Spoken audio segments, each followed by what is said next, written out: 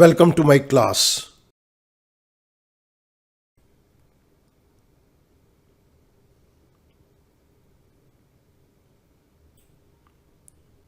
The Indian Contract Act 1872. Void Agreements. This is lecture number 67. इस particular video lecture के अंदर मैं आपके साथ वाइड एग्रीमेंट्स को टेकअप करूंगा। आइएगा मूव करते हैं टॉपिक के ऊपर। According to section 2G, an agreement not enforceable by law is void agreement.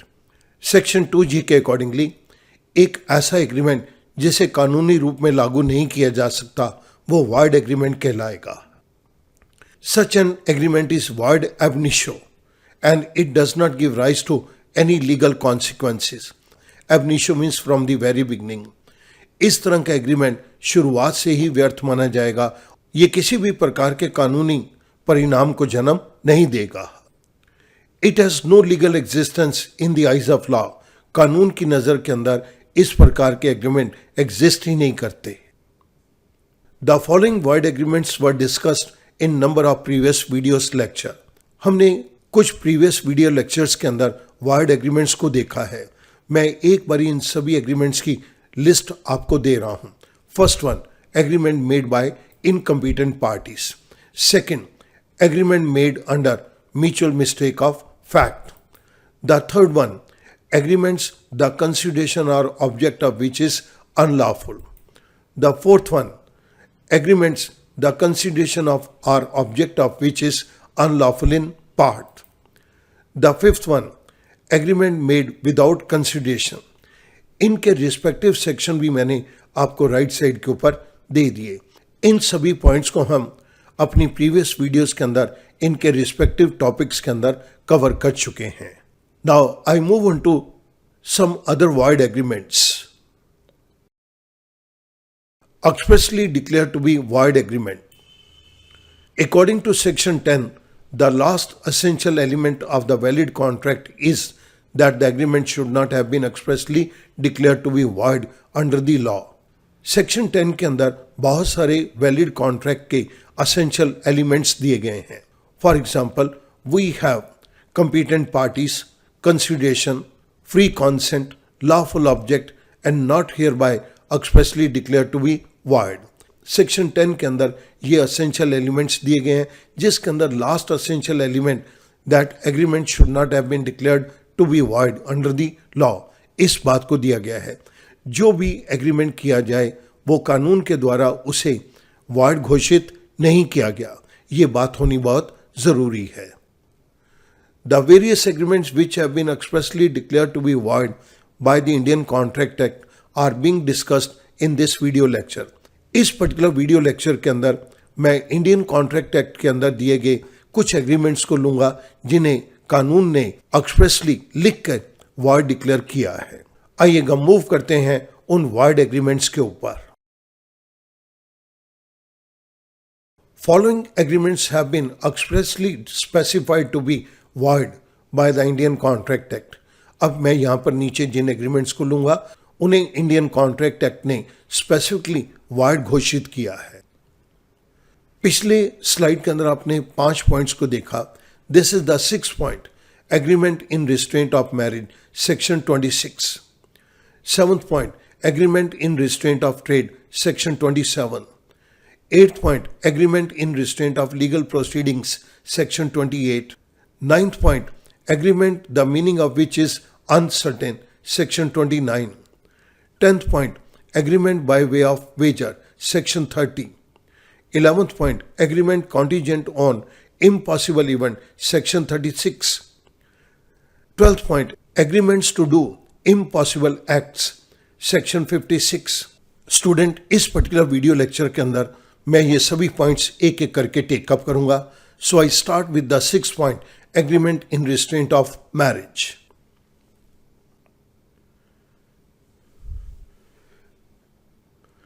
According to section 26, every agreement in restraint of the marriage of any person other than a minor is void. Section 26 के accordingly वो सारे agreements जिनके अंदर किसी भी व्यक्ति को marriage करने से रोका जा रहा है, लेकिन वो व्यक्ति माइनर नहीं है, वो सभी एग्रीमेंट्स वॉइड हैं। An agreement in restraint of marriage is one which curbs the freedom of a person to marry a person of his or her choice. कोई भी ऐसा एग्रीमेंट जो एक व्यक्ति को अपनी पसंद के व्यक्ति के साथ मैरिज करने से रोके, उस एग्रीमेंट को हम agreement in restraint of marriage कहेंगे, और ये सभी एग्रीमेंट्स वॉइड हैं। This restraint may be absolute, that is total, और partial, but the agreement is void. हर व्यक्ति को इस बात की आज़ादी दी गई है कि वो अपनी पसंद के व्यक्ति के साथ मैरिज करे। अगर इसके ऊपर कोई भी रिस्ट्रेन एब्सोल्यूट लगाया जाए, टोटल लगाया जाए, या कोई पार्शियल रिस्ट्रेन लगाया जाता है, तो एग्रीमेंट वॉइड है। Therefore an agreement not to marry at all, absolute restraint. अगर कोई ऐसा एग्रीमेंट किया जाता है जिसके अंदर एक व्यक्ति कभी भी किसी से कोई शादी नहीं करेगा, यानी कि ये एब्सोल्यूट रिस्ट्रेन है, उस आदमी को हमेशा के लिए रोक दिया गया है, this agreement is void. Or a certain person और certain class of person or for a fix period, that is partial restrain is void.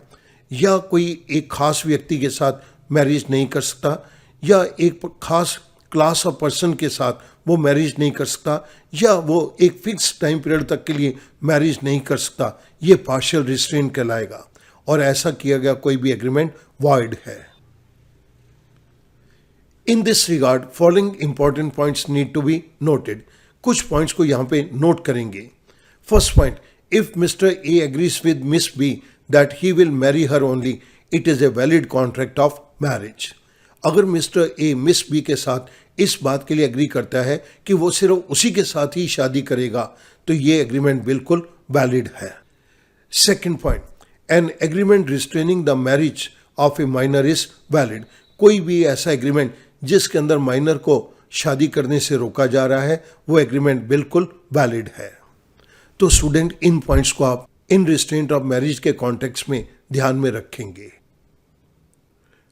The seventh point is agreement in restraint of trade, section 27। According to section 27, every agreement by which anyone is restrained from exercising a lawful business, profession or trade of any kind is to that extent void. Section 27 के accordingly अगर कोई भी ऐसा agreement किया जाता है जिसके अंदर एक व्यक्ति को लॉफुल बिजनेस, प्रोफेशन या ट्रेड करने से रोका जा रहा है, तो जिस एक्सटेंट तक उसे लॉफुल बिजनेस, प्रोफेशन या ट्रेड करने से रोका जा रहा है, उस एक्सटेंट तक ये एग्रीमेंट वॉइड है।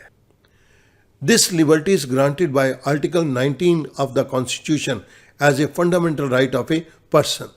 इस तरह की आज़ादी कॉन्स्टिट्यूशन के अंदर हमें आर्टिकल 19 के अंदर गारंटी की गई है। इन अदर वर्ड्स, कॉन्स्टिट्यूशन का आर्टिकल 19 हमें इस बात की गारंटी देता है कोई भी व्यक्ति अपनी पसंद का लॉफुल बिजनेस, प्रोफेशन या ट्रेड को अडॉप्ट कर सकता है। लेकिन अगर कोई ऐसा एग्रीमेंट किया जाए जहां पर एक व्यक्ति को कोई लॉफुल बिजनेस, प्रोफेशन या ट्रेड के अंदर जाने से रोक रहा है, then that agreement is void. Therefore no agreement can deprive और restrain a person from exercising such right. इसीलिए कोई ऐसा एग्रीमेंट नहीं किया जा सकता जो एक व्यक्ति के लॉफुल काम करने के फंडामेंटल राइट को छीने या रोके। Exception to the rule that an agreement in restraint of trade is void. So, एक ये रूल बना दिया गया, वो सभी एग्रीमेंट जो किसी आदमी के काम करने की स्वतंत्रता को रोकते हैं वो void हैं, लेकिन इसके कुछ एक्सेप्शंस हैं। इन एक्सेप्शंस को मैं दो पार्ट के अंदर डिवाइड करूंगा। Exceptions under judicial interpretation. Exception under judicial interpretation means वो सभी एक्सेप्शंस जो कि डिफरेंट कोर्ट्स ने एक्सप्लेन की हैं। इस केस के अंदर मैं आपके सामने कुछ पॉइंट्स को टेकअप कर रहा हूं। A point, trade combination. B point, pooling agreements. C point, service contract. D point, sole selling agency.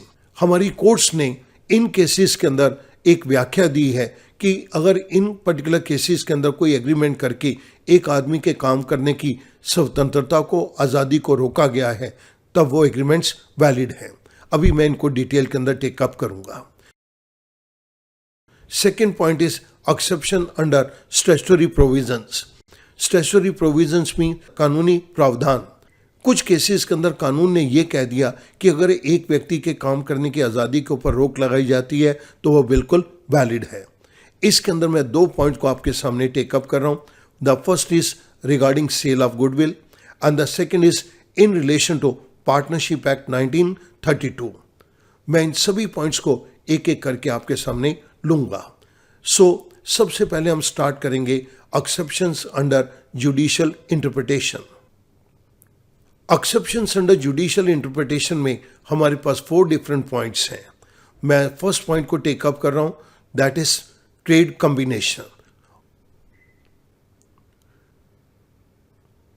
The trade combination is an agreement the primary object of which is to regulate business through forming of trade association. कुछ businessman अपने business को promote करने के लिए, control करने के लिए trade associations को बना लेते हैं। अगर कोई ट्रेड एसोसिएशन अपने बिजनेस मेंबर्स के ऊपर उनको कंट्रोल करने के लिए, मैनेज करने के लिए कोई रूल बनाती है तो उस पर्टिकुलर बिजनेस को ट्रेड कॉम्बिनेशन के रूल्स को फॉलो करना होगा। The agreements entered into by a trader or manufacturer with the trade association which merely restrain freedom of action in the exercise of business are not void। वो सारे agreements जो कि एक trader अपनी trade association के साथ करता है और जहां पर उसके काम करने की आज़ादी के ऊपर कुछ रोक लगाई गई है, ये एग्रीमेंट वॉइड नहीं है। फॉर एग्जाम्पल, स्टूडेंट इस बात को नोट कीजिएगा, एक पर्टिकुलर ट्रेड एसोसिएशन ने अपने एरिया के ट्रेडर या मैन्युफैक्चरर्स के ऊपर एक रोक लगा दी, इस पर्टिकुलर दिन शॉप्स या फैक्ट्रीज बंद रहेंगी और कोई भी ऑनर अपनी शॉप या फैक्ट्री को इस दिन ओपन नहीं करेगा। अगर इस तरह का कोई रोक लगाई गई है जो कि उस पर्टिकुलर ट्रेडर या मैन्युफैक्चरर की काम करने की आज़ादी के ऊपर रोक लगाती हैं, then these type of agreements are not void. Second point is pooling agreements. Pooling agreements among the traders to avoid competition and to keep up the price are not void। अगर किसी पर्टिकुलर ट्रेड के अंदर कुछ traders आपस में agreement कर लेते हैं कि वो कंपटीशन नहीं करेंगे ताकि एक रीजनेबल प्राइस को मार्केट के अंदर मेंटेन किया जाए, तो इस तरह का कोई भी एग्रीमेंट वॉइड नहीं है। But if such agreement tend to create monopolies they will be against the public policy and therefore void. लेकिन अगर कुछ एग्रीमेंट्स के अंदर ट्रेडर या मैन्युफैक्चरर्स अपना एक एग्रीमेंट करके मोनोपोली क्रिएट कर लेते हैं तो कानून इसे अगेंस्ट द पब्लिक पॉलिसी मानता है, against the interest of public policy, तो इस तरह के सभी एग्रीमेंट्स वॉइड डिक्लेयर कर दिए जाएंगे। The next point is service contract.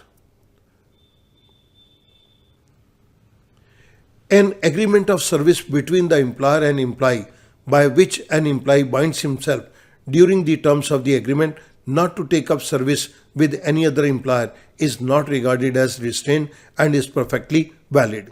Service agreement के अंदर एक एम्प्लॉयर और एम्प्लॉय का एग्रीमेंट हो जाता है जिसके अंदर एम्प्लॉय जितनी देर तक अपने एम्प्लॉयर के पास काम करेगा या एक पर्टिकुलर टर्म तक जब वो काम करेगा तो वो किसी और एम्प्लॉयर के पास सर्विस नहीं कर सकता।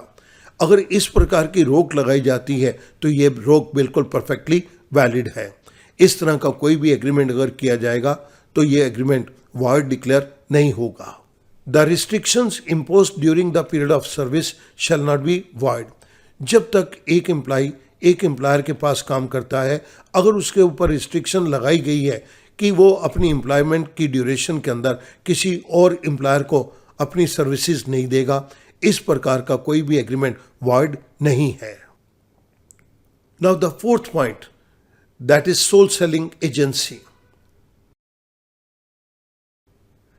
A sole selling agency agreement is between a manufacturer and a sole selling agent or distributor, whereby the manufacturer agrees to sell his output to the sole selling agent।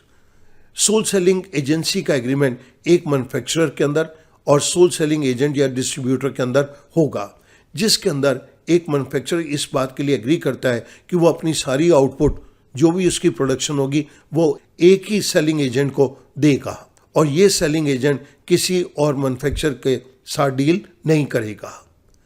According to the terms of the agreement, the sole selling agent or distributor may be refrained, may be stopped to sell the goods of other manufacturers. So manufacturer ने एक soul selling agent या distributor के साथ agreement कर लिया कि manufacturer अपनी सारी गुड्स इसी डिस्ट्रीब्यूटर या सोल सेलिंग एजेंट को देगा और ये सोल सेलिंग एजेंट या डिस्ट्रीब्यूटर किसी और मैन्युफैक्चरर के साथ काम नहीं करेंगे, उनकी प्रोडक्ट्स को नहीं बेचेंगे। अगर इस प्रकार का कोई भी एग्रीमेंट किया गया है, then these type of agreements are perfectly valid and they will not be declared as void. Now the exception under statutory provision. Statutory provisions में कानून के अंतर्गत जिन प्रोविजंस को बनाया गया है उनके अंदर ये कुछ एक्सेप्शनल पॉइंट्स हैं। इसके अंदर मैं आपके सामने दो केसेस लूंगा। First is sale of goodwill and the second one is in relation to partnership act 1932। So सबसे पहले मैं सेल ऑफ गुडविल को टेकअप कर रहा हूँ। One who sells the goodwill of a business may agree with the buyer to refrain from carrying on a similar business within the specified local limits. जब एक व्यक्ति अपने business की goodwill को बेचता है तो वो बायर के साथ इस प्रकार का एग्रीमेंट कर सकता है कि वो सिमिलर टाइप का business with in specified local limits नहीं खोलेगा। सो इट मीन्स एक व्यक्ति के काम करने की आज़ादी के ऊपर रोक लगा दी गई। जो आदमी अपने बिजनेस की गुडविल को बेच रहा है वो बायर के साथ ये एग्रीमेंट कर रहा है कि वो कुछ समय तक उसी पर्टिकुलर एरिया के अंदर सेम बिजनेस को नहीं करेगा। Then these types of agreements are perfectly valid. Second point is in relation to partnership act और इसके अंदर हमारे पास एक पॉइंट है restriction on existing partners. An agreement amongst the partners that any one of them will not carry on any business other than that of the firm until he is a partner shall not be void. सभी partners ने मिलकर एक agreement कर लिया कि जब तक ये पार्टनरशिप फर्म के अंदर पार्टनर बिजनेस करेंगे तब ये अपनी फर्म के बिजनेस के अलावा कोई और बिजनेस नहीं करेंगे। इस तरह का किया गया कोई भी एग्रीमेंट वॉइड नहीं है। Restriction on outgoing partner. An agreement may provide that an outgoing partner shall not carry on a similar business after retirement from the firm. Partners ने आपस में एक एग्रीमेंट कर लिया कि जिसके अंदर पार्टनरशिप फर्म से जो पार्टनर बाहर जा रहा है वो पार्टनरशिप फर्म के बिजनेस से मिलता हुआ बिजनेस रिटायरमेंट के बाद नहीं करेगा। Second point, the restriction shall apply within specified local limits or for a specified period. Outgoing partner के ऊपर जो रिस्ट्रिक्शन लगाई गई है वो एक स्पेसिफाइड लोकल लिमिट्स के अंदर होगी कि जिस जगह पार्टनरशिप फर्म काम कर रही है उस जगह पर वो वही काम नहीं करेगा, या ये रिस्ट्रिक्शन एक स्पेसिफिक पीरियड के लिए हो सकती है। आउटगोइंग पार्टनर 1 साल के लिए 2 साल के लिए वही काम नहीं करेगा जो पार्टनरशिप फर्म कर रही है। अगर इस तरह की रिस्ट्रिक्शंस लगाई जाती हैं then these restrictions are perfectly valid. लेकिन आउटगोइंग पार्टनर के हमेशा वो काम ना करने की रिस्ट्रिक्शन अगर लगाई जाती है then that restriction is void. The next point in relation to Partnership Act is restrictions amongst partners in anticipation of dissolution of the firm. Student, dissolution of the firm means हम firm को समाप्त कर रहे हैं, assets को बेच रहे हैं, लाइबिलिटीज को पे कर देंगे और जो भी सरप्लस या डेफिशिट होगा वो पार्टनर्स के अंदर डिस्ट्रीब्यूट कर दिया जाएगा। इट मीन्स ये फर्म अब आगे एग्जिस्ट नहीं करेगी। यहाँ पर पार्टनर्स एंटिसिपेट कर रहे हैं, अनुमान लगा रहे हैं कि फर्म का डिसोल्यूशन हो जाएगा। अगर पार्टनर से आपस में अनुमान लगा दिया कि हमारी पार्टनरशिप फर्म का डिसोल्यूशन होगा तो वो कुछ रिस्ट्रिक्शंस लगा सकते हैं। Agreement amongst partner in anticipation of the dissolution of the firm to the effect that no one of them on ceasing to be a partner will carry on any business similar to that of the firm within specified period or within specified local limits shall not be void. एक partnership के अंदर partners इस बात का अनुमान लगा रहे हैं कि उनकी पार्टनरशिप फर्म डिसॉल्व होने वाली है। पार्टनर्स ने एक एग्रीमेंट कर लिया कि जब वो पार्टनर नहीं रहेंगे तो उनमें से कोई भी पार्टनर पार्टनरशिप फर्म से मिलते हुए बिजनेस को कुछ स्पेसिफिक पीरियड के लिए या कुछ स्पेसिफिक लोकल एरिया के अंदर शुरू नहीं करेगा। इस तरह का किया गया कोई भी एग्रीमेंट वॉइड नहीं है। 8th point, agreement in restraint of legal proceedings. An agreement which tends to prevent the course of justice is void owing to illegality of its object. कोई भी ऐसा एग्रीमेंट जो एक व्यक्ति को न्याय प्राप्त करने से रोकता है वो एग्रीमेंट वॉइड है, क्योंकि इसके अंदर ऑब्जेक्ट इलीगल है। हर आदमी को जस्टिस प्राप्त करने का अधिकार है, लेकिन अगर कोई एग्रीमेंट करके एक व्यक्ति को न्याय प्राप्त करने से रोका जाए then that agreement is void. An agreement by which any party is restricted absolutely from enforcing his legal rights under any contract is void. किसी कॉन्ट्रैक्ट के अंदर एक पार्टी को कुछ कानूनी रूप में अधिकार मिले हुए हैं, लेकिन कोई एग्रीमेंट करके उन कानूनी अधिकारों को बिल्कुल लागू करने से रोक दिया जाए then that agreement is void. मैं स्टूडेंट अब आपके सामने दो केसेस को टेकअप करूंगा। सबसे पहले मैं ले रहा हूं absolute restraint, this is void. Mister B और मिस्टर एस दो बिजनेसमैन हैं।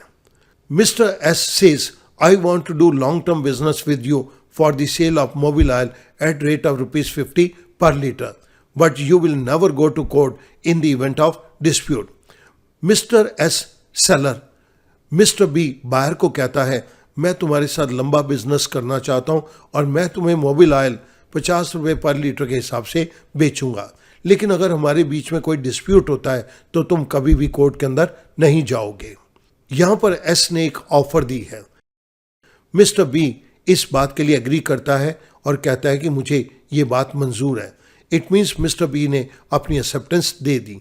ऑफर प्लस एक्सेप्टेंस ये तो एग्रीमेंट हो गया, लेकिन इस एग्रीमेंट के अंदर एब्सोल्यूट रिस्ट्रेन लगाया गया है, एक आदमी को न्याय प्राप्त करने से रोका जा रहा है। Then this agreement is void agreement. However a partial restrain is not void, लेकिन अगर किसी एग्रीमेंट के अंदर पार्शियली रिस्ट्रेन किया गया है तो वो वॉइड नहीं होगा। For example, A clause in a contract that any dispute that may arise between the parties shall be subject to jurisdiction of a court at a particular state only is valid. Contract के अंदर एक class दे दी गई कि अगर parties के अंदर कोई भी डिस्प्यूट होता है तो उस डिस्प्यूट से रिलेटेड वो एक पर्टिकुलर स्टेट की कोर्ट के अंदर ही अपने केस को फाइल कर सकता है।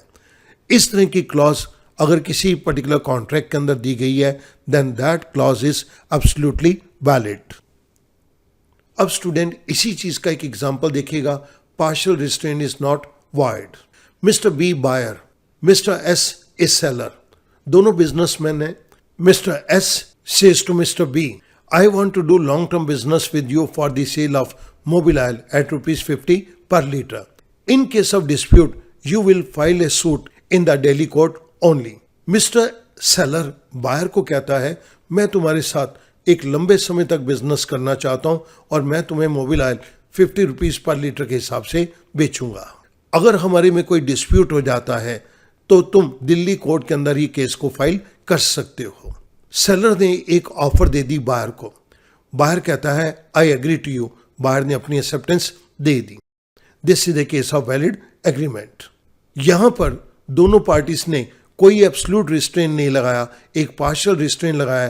कोई डिस्प्यूट होता है तो दिल्ली कोर्ट के अंदर अपने केस को लेके जा सकते हो, लेकिन ये नहीं कहा गया कि तुम कभी भी कोर्ट नहीं जाओगे। यहां पर एक पार्शियल रिस्ट्रेन लगाया गया है और कानून ये कहता है partial restrain is valid. 9th point, agreement the meaning of which is uncertain. वो सभी एग्रीमेंट्स जिसके अंदर एग्रीमेंट का मीनिंग निश्चित नहीं है, they all are void. According to section 29, agreements the meaning of which is not certain are capable of being made certain are void. Section 29 के accordingly वो सभी agreements जिनका meaning पक्का नहीं है, निश्चित नहीं है, या जिनका meaning निश्चित नहीं किया जा सकता, वो सभी agreements void हैं। Therefore, the terms of the agreement must be clear, complete and certain to be enforceable. इसलिए एग्रीमेंट की सभी टर्म्स बिल्कुल क्लियर होनी चाहिए, पूरी होनी चाहिए, निश्चित होनी चाहिए, ताकि उस एग्रीमेंट को लागू किया जा सके। If the wordings used by the parties are ambiguous, the law can not enforce such agreement. Ambiguous means uncertain. Agreement के अंदर अगर पार्टीज ने जिन शब्दों का इस्तेमाल किया है, अगर वो शब्द निश्चित नहीं है, अनसर्टेन है, तो कानून ऐसे एग्रीमेंट को लागू नहीं करता। इसके लिए मैं एक एग्जाम्पल को टेकअप कर रहा हूं। Mister A deals in variety of oils, for example Mobil oil, kerosene oil, cutting oil, engine oil, etcetera. Mister A agrees to sell to mister B 100 litres of oil. Mister A ने mister B के साथ 100 litres of oil को बेचने के लिए agreement किया for a specific price.